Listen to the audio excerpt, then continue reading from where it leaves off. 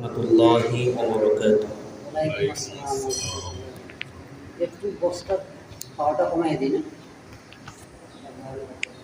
আলহামদুলিল্লাহ আলহামদুলিল্লাহিল আকরাম আল্লাযী খালাকাল ইনসানা ওয়া কাররাম ওয়া 'আল্লামাহু মিনাল বায়ানি মা লাম ইয়া'লাম فسبحان الذي لا يحصى امتنانه باللسان ولا بالقلم ونشهد أن لا إله إلا الله وحده لا شريك له ونشهد أن سيدنا وسندنا وحبيبنا وحبيب طبيبنا وقلوبنا ومولانا محمدا عبده ورسوله أرسله الله تعالى بالحق بشيرا ونذيرا وداعيا إلى الله بإذنه وسراجا منيرا أما بعد فأعوذ بالله من الشيطان الرجيم وإذ قلنا للملائكة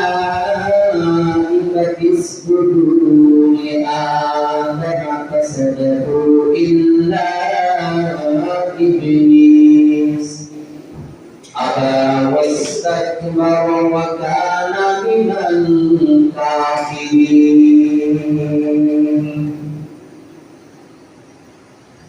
صدق الله العظيم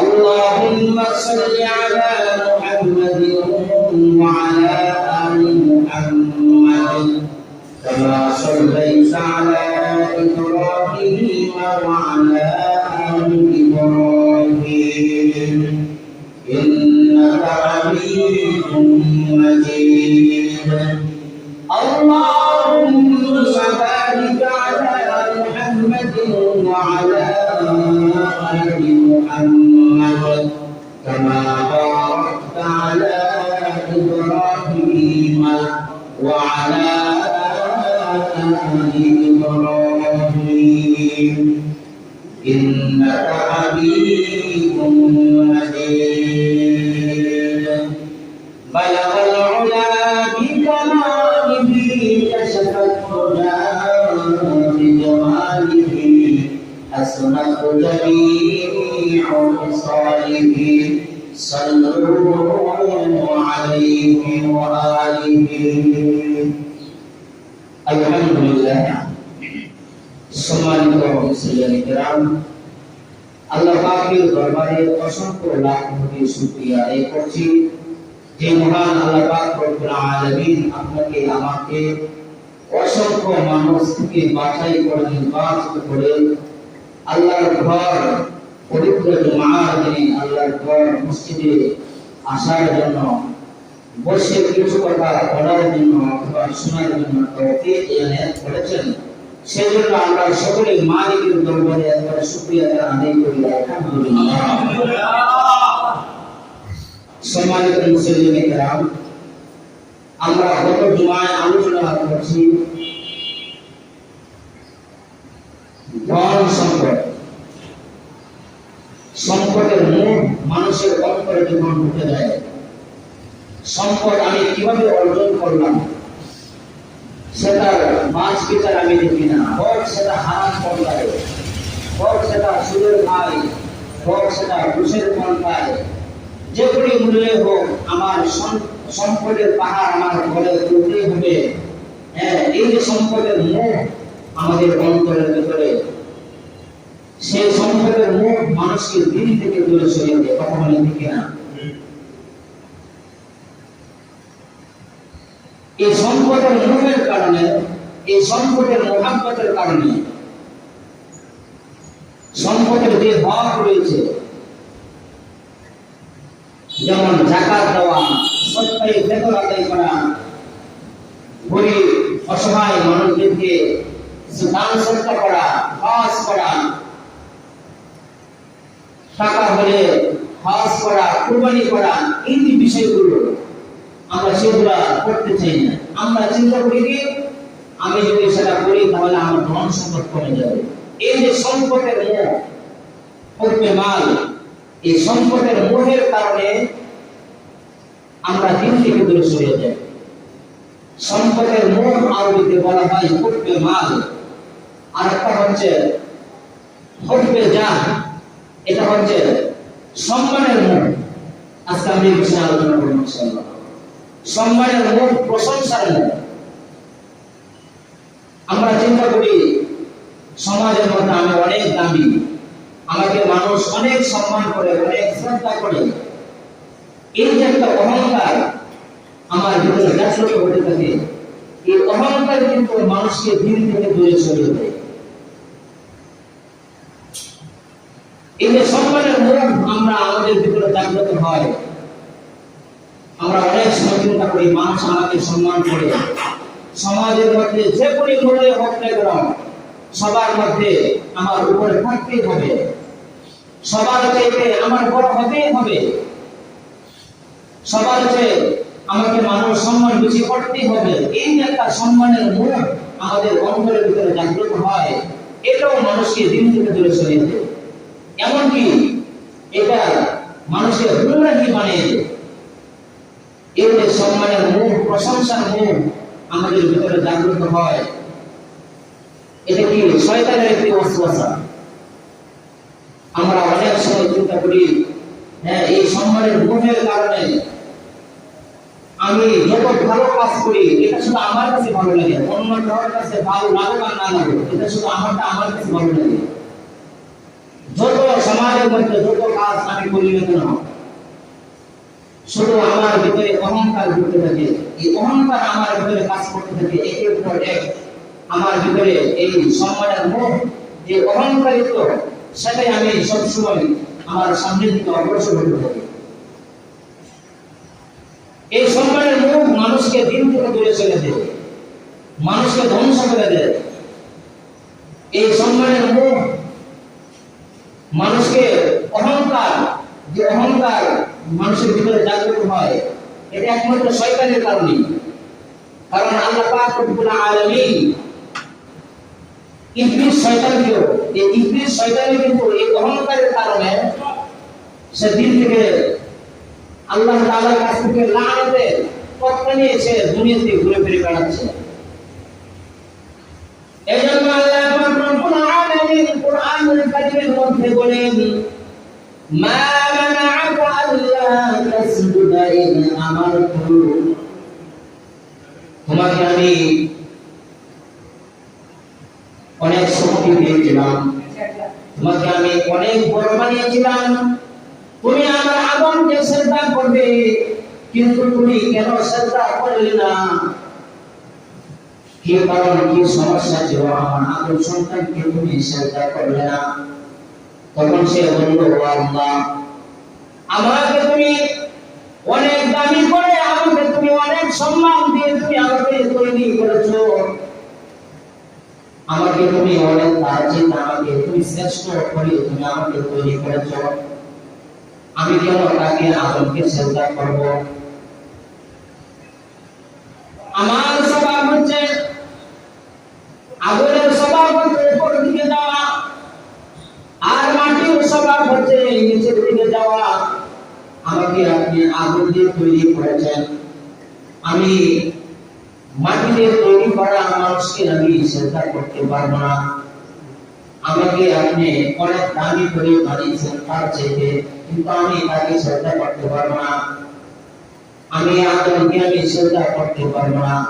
তখন আল্লাহ পাক রব্বুল আলামিন বলেন, وَإِذْ قُلْنَا لِلْمَلَائِكَةِ اسْجُدُوا لِآدَمَ فَسَجَدُوا إِلَّا إِبْلِيسَ أَبَى وَاسْتَكْبَرَ واستكبر وكان من الكافرين তোমার ভিতরে অহংকার ঢুকে গিয়েছে তুমি অনেক বড় তুমি নিজে পরিচয় দিয়েছো তোমার ভিতরে অহংকার ঢুকে গেছে এই অহংকারের কারণে তুমি বিতাড়িত হয়েছো এই অহংকারের কারণে নিজের বড় টাকার মুখটা অন্তরের ভিতরে ঢুকেছে এজন্য আল্লাহ রব্বুল আলামিন তাকে লানতের বার্তা দিয়ে অভিশাপের বার্তা দিয়ে তাকে এই পৃথিবীতে প্রেরণ করে দিয়েছে কোনদিন সে আল্লাহর কাছে সে যেতে পারবে না এই অহংকার এই শয়তান ইবলিস শয়তানও করেছিল এই অহংকার করার কারণে আল্লাহ পাক রব্বুল আলামিন তাকে এই লানতের বার্তা দিয়ে এই পৃথিবী থেকে তাকে বিতাড়িত করেছে লানতের বার্তা দিয়ে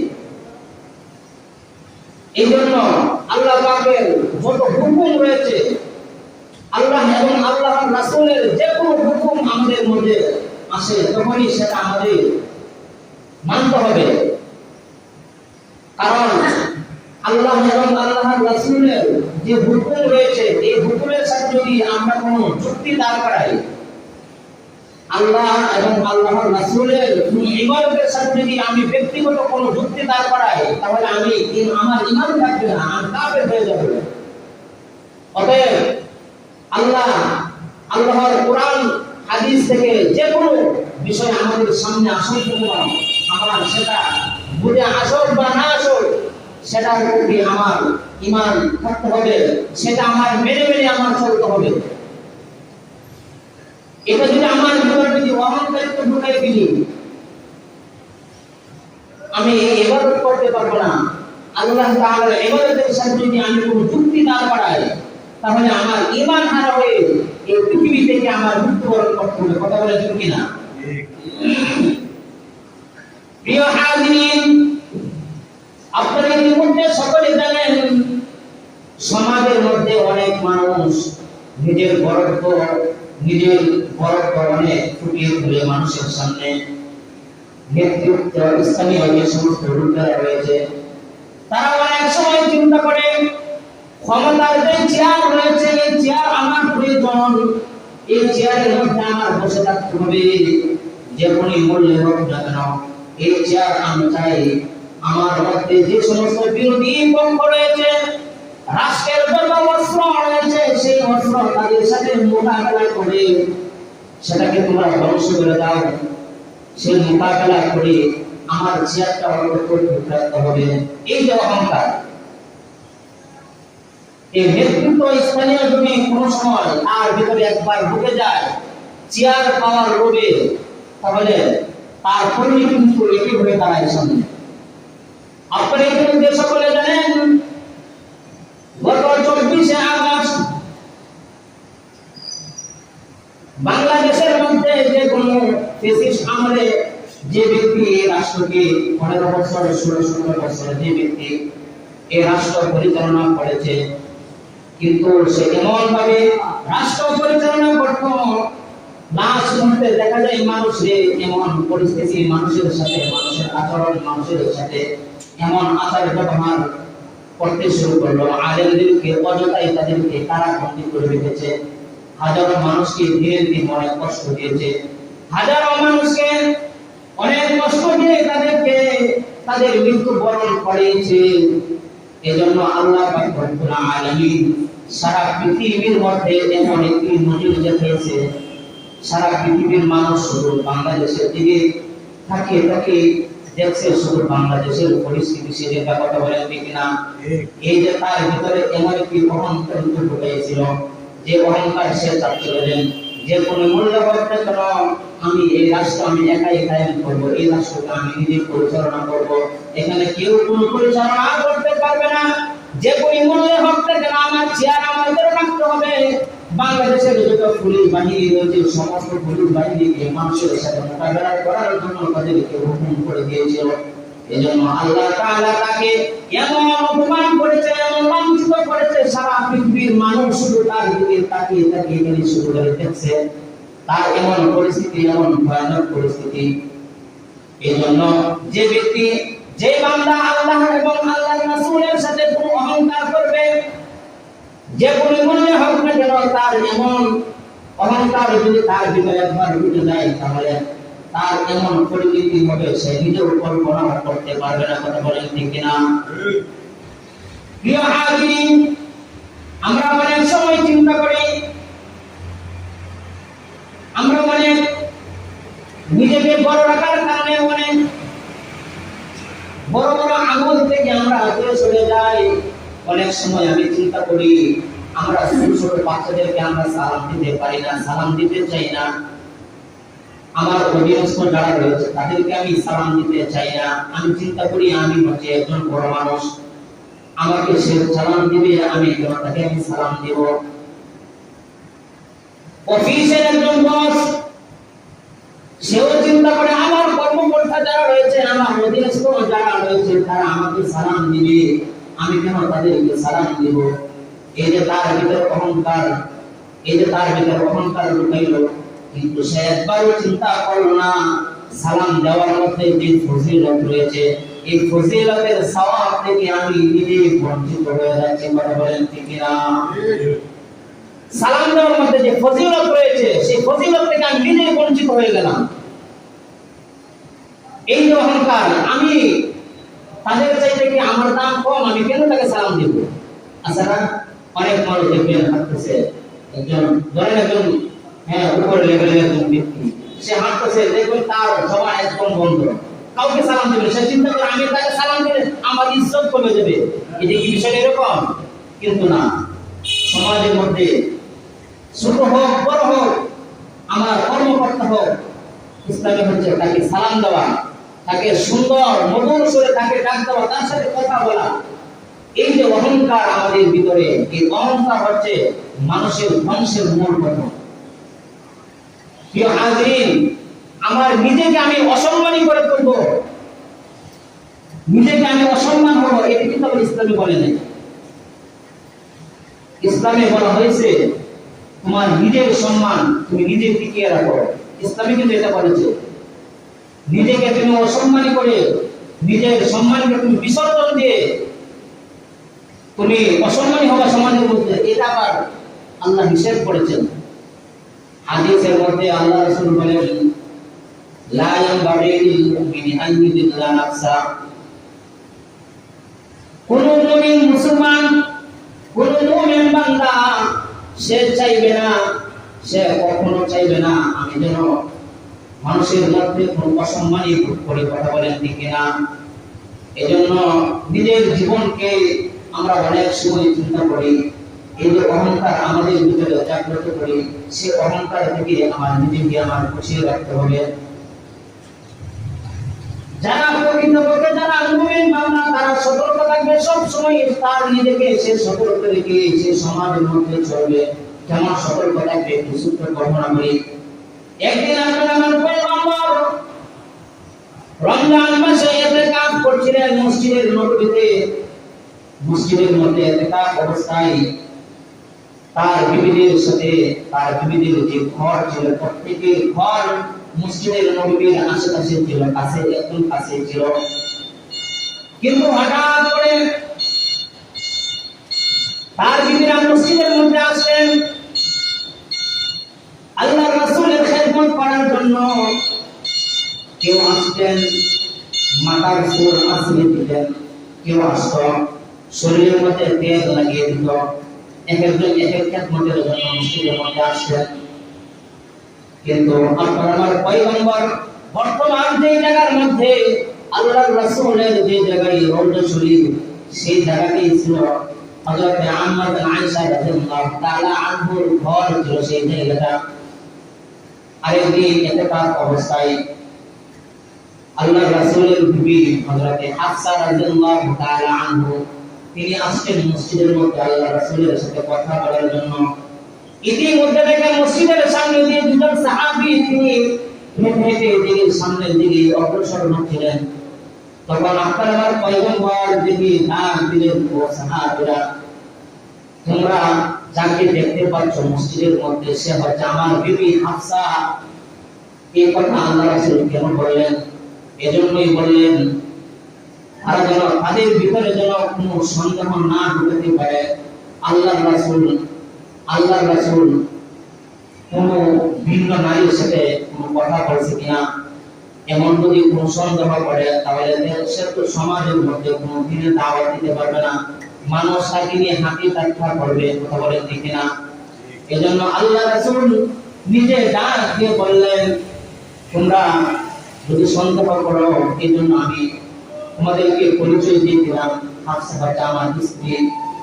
তখন দুজন সাহাবী ডাক দিয়ে বললেন, ইয়া রাসূলুল্লাহ, আমরা তো কোনোভাবে আমরা বলতে পারতাম না আপনি কোন ভিন্ন নারীর সাথে কথা বলেন।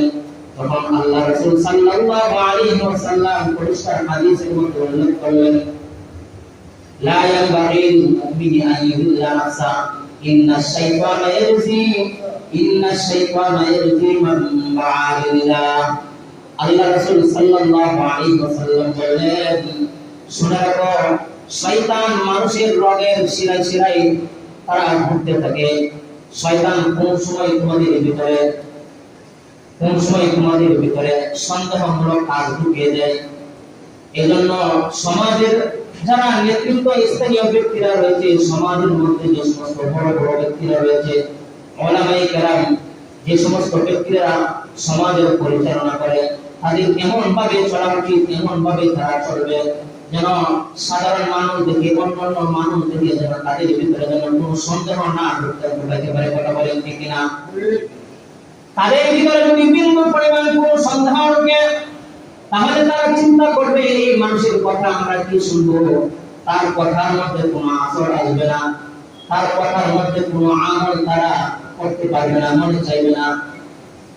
এজন্য যারা প্রকৃত আল্লাহ বান্দা যারা, তারা সবসময় এইভাবে চিন্তা করে সতর্কতা অবলম্বন করে তারা সবসময় চলবে। একদিন হযরত ইমাম বুখারী রাহমাতুল্লাহি আলাইহি তিনি ছাত্র জানাই এক দেশ থেকে আরেক দেশে যাওয়ার পথে তিনি জাহাজ দিয়ে যাবেন ছাত্র জানাই। তখন হঠাৎ করে ওনার কাছে 1000 স্বর্ণ মুদ্রা ছিল, 1000 স্বর্ণ মুদ্রা।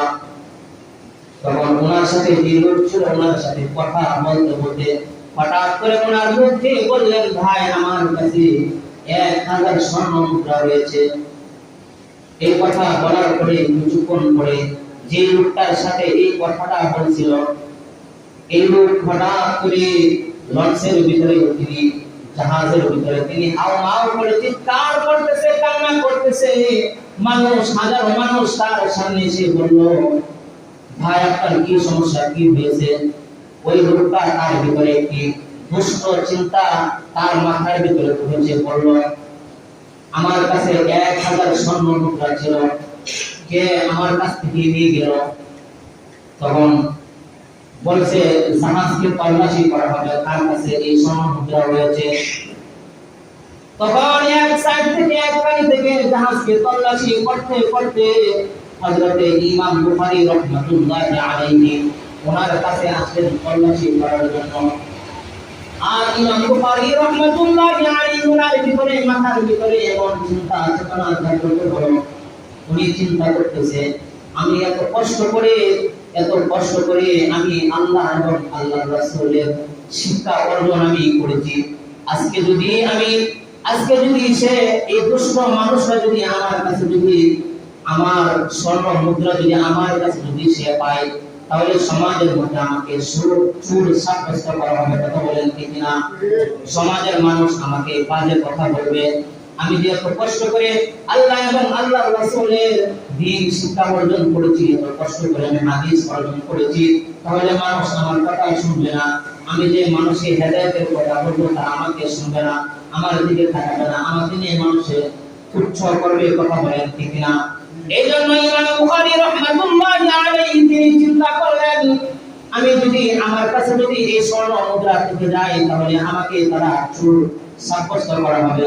তিনি এই চিন্তা চেতনা করে তার কাছে যে স্বর্ণ মুদ্রা ছিল, এটাকে নদীর মধ্যে অগোচরে মানুষ যেন না জানে, অগোচরে তিনি নদীর মধ্যে নিক্ষেপ করে দিলেন, কোনো মানুষ যেন না জানে। এই কথা শেষে লঞ্চ থেকে যখন নেমে পড়লেন, তখন ইমাম বুখারী রাহমাতুল্লাহি আলাইহি বললেন, ওই লোকটা বললেন, হুজুর আপনার কাছে তো 1000 স্বর্ণ মুদ্রা ছিল, সেটা তো পাইলাম না। চিন্তা করছে বিষয়টা, আপনার কাছে যে স্বর্ণ মুদ্রা ছিল সেটা তো পাইলাম না। কিন্তু ইমাম বুখারী রাহমাতুল্লাহি আলাইহি তো নিজে বুঝতেছে ওনার কাছে তো কোনো স্বর্ণ মুদ্রা ছিল না। আমারটা দেখে এসে লঞ্চের মধ্যে হাওমাও করে চিৎকার করে কান্না করতেছিল, আমার কাছে যদি আজকে সেটা পাইতো তাহলে সমাজের মধ্যে মানুষের সামনে আমাকে লাঞ্ছিত অপমানিত করত। এজন্য ইমাম বুখারী রাহমাতুল্লাহি আলাইহি চিন্তা করলেন আমারটা আমি নদীতে ফেলে দিই, তারপরে দিন যেন আমি সুন্দরভাবে আঁকড়ে রাখতে পারি, মানুষের সামনে দিনের দাওয়াত পৌঁছাতে পারি। কথা বলেন ঠিক না? এজন্য কোন জিনিসের অহংকার আমার ভিতরে ঢুকানো যাবে না। সমাজের মধ্যে সমাজের যে সমস্ত সমাজের পর্দা যারা রয়েছে তাদের এমন ভাবে চলা উচিত, এমন ভাবে দিনদারি তারা আদায় করবে।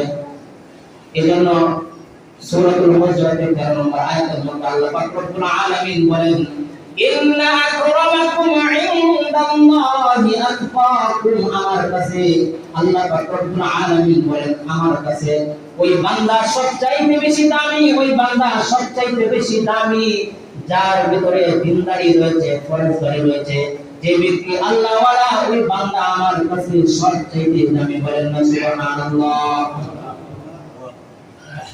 আল্লাহ পাক রব্বুল আলামিন আপনাকে আমাকে এত দয়া করে, এত মায়া করে আপনাকে আমাকে সৃষ্টি করেছেন। আজকে আমি আমার বাবাকে বাবা বলে ডাক দিলে বাবার কলিজা ঠান্ডা হয়। কথা বলেন ঠিক না? মাকে মা বলে ডাক দিলে মার কলিজা ঠান্ডা হয়। যে আল্লাহ পাক রব্বুল আলামিন আপনাকে আমাকে এত সুন্দর করে, এত মায়া করে, এত দয়া করে আপনাকে আমাকে দুটো হাত দিলেন, দুটো পা দিলেন, দুটো চোখ দিলেন, এত সুন্দর করে, এত সুন্দর চেহারার গঠন দিলেন, কিন্তু আমরা আল্লাহ তাআলার কোনো শুকরিয়া আদায় করতে পারি না। আমরা আল্লাহ তাআলার নাশুকরিয়া আদায় করে করে আমাদের জিন্দেগিটা শেষ করে ফেলছি। কথা বলেন ঠিক না? এজন্য আমরা সবসময় আল্লাহ তাআলার শুকরিয়া আদায় করব। আল্লাহ তাআলার শুকরিয়া আদায় করে করে আমরা যেন দুনিয়া থেকে বিদায় হতে পারি। কথা বলেন ঠিক না? প্রিয় হাজিরিন, এজন্য আল্লাহ তাআলার কাছে ওই বান্দাই সবচেয়ে দামি, যে বান্দার ভিতরে দিনদার রয়েছে, ফরজদারি রয়েছে, মুত্তাকিন রয়েছে, সেই বান্দাই আল্লাহ তাআলার কাছে সবচেয়ে বেশি দামি। কেমন দামি সেটা আমি বলে দিচ্ছি। একদিন আপনার আমার পয়গম্বর সাহাবায়ে কেরাম রাদিয়াল্লাহু তাআলা আনহু তাদেরকে নিয়ে একটি কামরার মধ্যে বসেছিলেন, গল্প গুজব করতেছেন, দিনের জন্য গল্প গুজব করতেছে। ইতিমধ্যে একজন ব্যক্তি ওই সামন দিয়ে হেঁটে যাচ্ছিলেন। তখন সাহাবায়ে কেরামদেরকে ডাক দিয়ে বললেন, ও আমার সাহাবীরা, ওই যে ব্যক্তিটা তোমাদের সামনে দিয়ে যাচ্ছে, ওই ব্যক্তির ধারণা কেমন, ওই ব্যক্তির নামে ধারণা তোমাদের ভিতরে কেমন, ওই ব্যক্তিটা সমাজের মধ্যে কোন ধরনের ব্যক্তি? তখন সাহাবীরা তারা সকলে বড় গলায় তারা উচ্চ আওয়াজে বললেন, ইয়া রাসূলুল্লাহ, এই ব্যক্তিটা সমাজের মধ্যে সবচেয়ে দামি, এই ব্যক্তিটা সমাজের মধ্যে সবার চাইতে দামি। উনি একজন বিচারক, কোথাও গিয়ে যদি উনি যে একটা বিচার করে তাহলে সমাজের মানুষ মেনে নেয়। উনি যদি সমাজের মধ্যে একটি বিবাহের প্রস্তাব দেয় তাহলে সেটা মানুষের মেনে নেয়। উনি সমাজের মধ্যে অনেক দামি মানুষ, অনেক দামি মানুষ। কিন্তু কিছুক্ষণ পরে আরেকজন ব্যক্তি ওই সামনে দিয়ে আবারও হেঁটে যাচ্ছিলেন। তখন আবারও প্রশ্ন করলেন, ও আমার সাহাবীরা, ওই যে আরেকজন ব্যক্তি যাচ্ছে, ওই ব্যক্তির ধারণা তোমাদের মধ্যে কেমন? কিন্তু সাহাবীরা বললেন, ইয়া রাসূলুল্লাহ, ওই ব্যক্তির ধারণা, ওই ব্যক্তিটা যেমন সাধারণ মুসলমান মানুষ, ওই ব্যক্তির কেমন কোনো নাম গন্ধ নাই। ওই ব্যক্তিটা একদম সাধারণ মানুষ। উনি যদি কোথাও গিয়ে কোনো বিচার করে, কোনো মানুষের সাথে যদি কোনো কথা বলে, তাহলে একদম মানুষের তুচ্ছ-তাচ্ছিল্য করে, তার কোনো সমাজের মধ্যে কোনো সায়নার কোনো মূল্য নেই। কথা বলে ঠিক না? এমন আছে কিনা আমাদের সমাজের মধ্যে? বলতেছে, ও আমার সাহাবীরা শুনে রাখো, প্রথম যে ব্যক্তিটা তোমরা আমাকে দেখাইছিলা, ওই ব্যক্তির দাম অনেক বেশি তোমরা করছিলা, কিন্তু আল্লাহ তাআলার কাছে প্রথম ব্যক্তির মতো যদি সারা পৃথিবীতে মানুষ যদি পড়ে যায়, আর একজন সাধারণ মুসলিমের মতন যদি একজন ব্যক্তি থাকে, তাহলে ওই সাধারণ মুসলিম ব্যক্তির মতো ওই একটা ব্যক্তির কখনো হতে পারে না। এজন্য আবারও সূরাতুল হুজরাতের 13 নম্বর আয়াত আবারও স্মরণ করে দিলেন, ইন্না আকরামাকুম ইনদাল্লাহি আতকাকুম। আল্লাহর কাছে ওই ব্যক্তি সবচেয়ে দামি, যে ব্যক্তি দিনদার, পরহেজগার, মুত্তাকি, ওই বান্দা আল্লাহ তাআলার কাছে বড় সম্মানী ব্যক্তি। কথা বলেন ঠিক না? প্রিয় হাজিরিন, আপনারা দেখবেন হাদিস শরীফের মধ্যে আল্লাহ রাসূল বলেন, খায়রুকুম মান তাআল্লামাল কুরআন ওয়া আল্লামাহু। তোমাদের মধ্যে সর্বোত্তম ওই ব্যক্তি যিনি কুরআন মাজিদ শিক্ষা করে এবং শিক্ষা দেয়, ওই ব্যক্তিটা হচ্ছে সবচেয়ে দামি। হাদিসের ভাষায়। কিন্তু বর্তমান জামানায় আমাদের মন মানসিকতা কিরকম চিন্তা করেন? আজকে যদি সাধারণভাবে আমার কোনো ভাই, আমার কোনো বোন যদি কোনো এসএসসি পরীক্ষা দেয়, তারা যদি কোনো বললেন ক্লাস বি যদি তারা পাস করে, তাহলে আমরা সমাজের মধ্যে কত আনন্দ উল্লাস করে থাকি। কথা বলেন ঠিক না?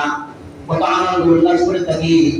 ঘরে ঘরে আমরা মিষ্টি বিতরণ করি, অথচ একজন সন্তান কোরআনের হাফেজ হয়েছে, মাদ্রাসার একজন শিক্ষক, এত বড় একজন আলেম সমাজের মধ্যে রয়েছে, কিন্তু তার কোনো মূল্য নাই। হাফেজের কোরআনের কোনো মূল্য নাই, তাকে নিয়ে মানুষ অবহেলা করে। কথা বলেন ঠিক না? এজন্য হাফেজের কোরআন বাংলাদেশের মধ্যে নয়, সারা পৃথিবীর মধ্যে আমাদের বাংলাদেশের কোরআনের হাফেজরা তারা সারা পৃথিবীতে গিয়ে তারা কোরআনের পরীক্ষা দিয়ে বাংলাদেশের লাল সবুজের পতাকা উত্তোলন করে ধরে বাংলাদেশকে এত সম্মানী হিসেবে গ্রহণ করে। আর একজন খেলোয়াড় যখন একটা খেলা ভালো করে খেলতে পারে, তখনই সেই বিমান দিয়ে নামার সাথে সাথে তাকে কত ফুলের উপরে তাকে কত সম্মান জানানো হয়। একজন হাফেজের পিছনে এমন কোনো সম্মান তাকে জানানো হয় না। এজন্য আমার সবসময় চিন্তা করতে হবে, যারা দিনদার, মুত্তাকি, পরহেজগার সমাজের মধ্যে ব্যক্তি, যারা নেতৃত্ব স্থানীয় ব্যক্তি, যে ব্যক্তি আল্লাহওয়ালা, আল্লাহর পথে চলে, দ্বীনের পথে চলে, ওই ব্যক্তিকে আমাদের সবসময় সম্মান করে ইজ্জত করে চলতে হবে। তাদেরকে কোনো সময় তাদেরকে নিয়ে আমাদের তুচ্ছ তাচ্ছিল্য এগুলো করা যাবে না। কারণ দেখা যায় বর্তমান সমাজের মধ্যে যারা গরিব, অসহায়, যারা দিনদার, পরহেজগার, মুত্তাকি ব্যক্তি, তাদের দেখবেন কত কথা তাদের পিছনে অবচরে বলতে থেকে। কথা বলেন ঠিক না? এই জন্য এইগুলো কিন্তু কোনো মুসলমানের কাজ হতে পারে না। আমরা সবসময় এগুলো থেকে আমরা বিরত থাকবো। এটা হচ্ছে আমার অহংকার। এই যে অহংকার, আমার মুখ, এই অহংকারের কারণে এই শয়তান কিন্তু পতন হয়েছে। কথা বলে ঠিক না? এই শয়তানের এই অহংকারের কারণে আল্লাহর ইবাদতের সাথে তার যুক্তি দাঁড় করে দিয়ে সে এই পৃথিবীতে লানতের কথা বলে নিয়ে চলতেছে, সে ঘোরাফেরা করতেছে। এই জন্য শয়তানের ওয়াসওয়াসা থেকে আমাদের সকলের সতর্কতা থাকতে হবে। শয়তানের ওয়াসওয়াসা আমার সামনে সুন্দরভাবে আমাকে শয়তানের ওয়াসওয়াসা দিয়ে নিজেও কল্পনা করতে পারবো না। এই জন্য সবসময় আমরা শয়তানের ওয়াসওয়াসা থেকে, এই অহংকার থেকে আমি নিজেকে বাঁচিয়ে রাখবো। যে কথাগুলো বলা হয়েছে, আল্লাহ পাক রব্বুল আলামিন আপনাকে আমাকে সকলকে আমল করার তৌফিক দান করুন। সকলে বলে আমিন। ওয়া আখিরু দাওয়ানা আলহামদুলিল্লাহি রাব্বিল আলামিন। যারা সুন্দর করে নিয়েছেন